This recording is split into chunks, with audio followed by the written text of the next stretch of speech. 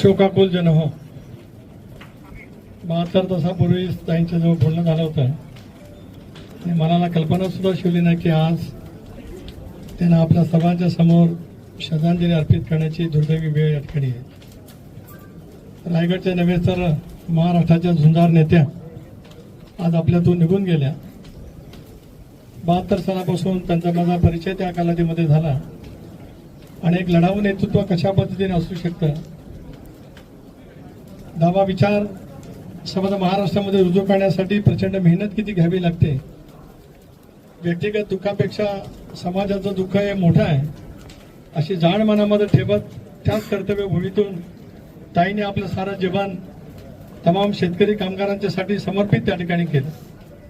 माझ्या मनातली एकच आठवण आहे की 92 सालामध्ये मी अध्यक्ष झालो. ताई विरोधी पक्षनेते होत्या. त्या 3 वर्षाच्या कालावधीमध्ये ताईपासून जे मला शिकायला मिळालं